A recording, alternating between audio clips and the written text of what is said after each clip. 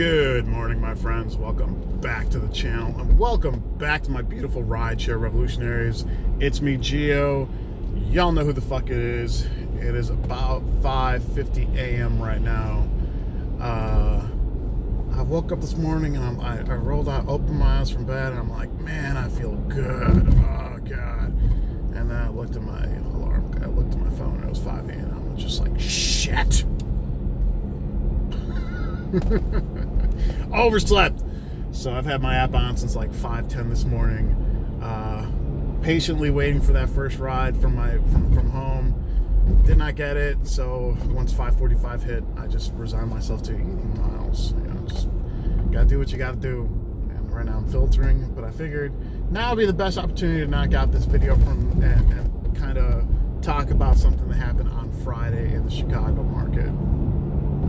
So around 4:30 p.m., I'm going to say 4:40, I was on a Lux ride going to State and Ohio Street. I know those of you who don't live in Chicago, that means absolutely nothing. But in terms of those of you who are in Chicago, that's going to mean a lot.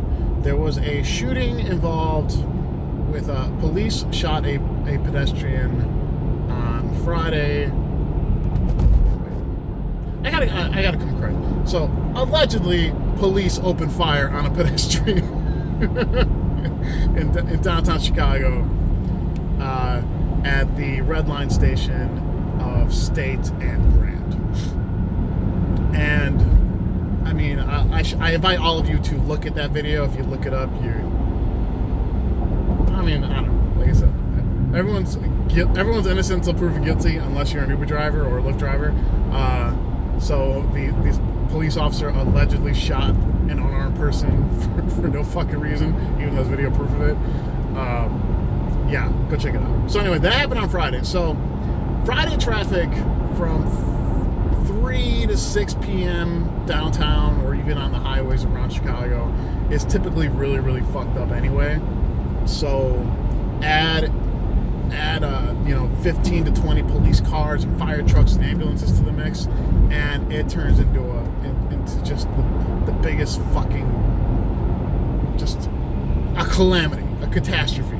It was a nightmare. Okay, I got lucky because most of my rides were short. It took me longer to go get them, but I also was getting power zones. Right, I was seeing some pretty decent power zones because of it. So in between rides, I was checking power zones.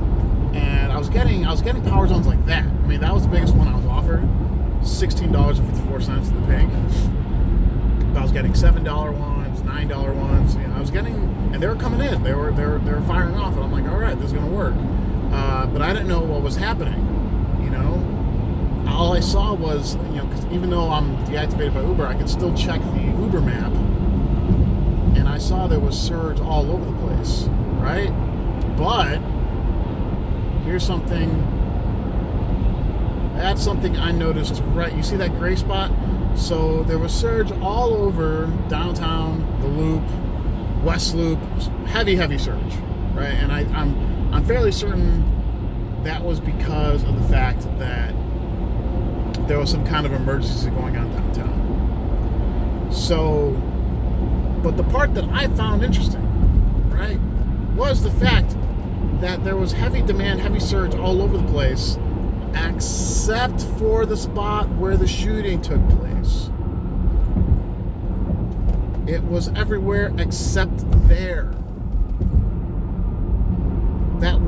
There's no way in hell that is an algorithm issue. That is something that Uber clearly manipulated the surge on that day around that time, and that street was blocked off for I think 2.5 or 3 hours. I think I honestly don't know, because when I was on that ride, it must have just went down, because I don't even think the ambulances showed up yet when I was on the ride, and they were blocking off the streets. Sorry, my throat's really dry right now. So the reason I'm showing you guys this is because I definitely feel that. All right, how do I paint this picture? Sorry, it's early. I haven't had caffeine yet, and exactly do the best job of explaining things anyway. But so I remember I read an article. Maybe there was a mass shooting in Australia, and Uber caught lots of shit for charging surge prices in the city where that shooting took place, because essentially the local governments and media was accusing them of price gouging during an emergency. Okay, so I'm pretty sure that's what happened here. So I think what I think that Uber did here is they're doing a technicality. It's like, okay, technically we didn't have any surge where the emergency took place, technically, but they ran up the surge everywhere else around. Look, I'm gonna go ahead and say everything a mile and a half in every direction from the shooting was surging heavily, because we usually do get surge in Chicago on Friday afternoons. We usually don't get that much in those parts of the city, right? Because notice, look at, as soon as you go past Cermak, no more surge. That's not Cermak. Is that Roosevelt? It's Roosevelt. Yeah, my fault. So there was heavy surge north of the shooting, east of the shooting, west of the shooting, south of the shooting. There was surge everywhere except for the shooting. So what my question is here, and what I want to present to you guys is, when does Uber know? Because typically the algorithm just does what it wants. Like, you know, surge is kind of an independent thing. It's caused by, you know, people looking at their phones, looking to request rides, and the availability of drivers in the area. That's what surge is. Everyone knows that.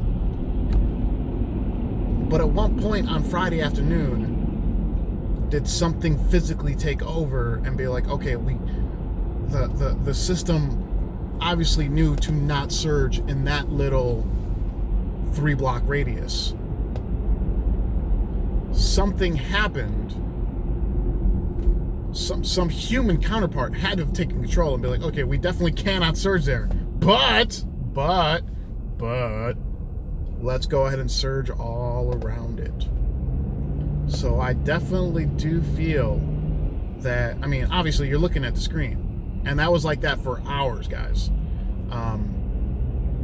At least, I mean, there was, the surge amounts varied, I'm saying, from like 5 to 7 p.m., but that little spot of gray there was always gray, no surge. So what I'm wondering is, at what point does some kind of human operator take control of the surge? And if they do that, do they go ahead and boost the surge around it to try to capitalize? What do you guys think? I mean, this is the first time I've ever seen that before. I've definitely seen Lyft manipulating prime time before. I've made videos about that. This is the first time I've ever seen, for sure, Uber manipulating surge on its own. So let me know what you guys think. Yeah, that's all I got for this one, guys. I want to thank you all for watching. Everyone, please stay safe, stay driven, stay classy. I'll talk to you next time. Bye-bye.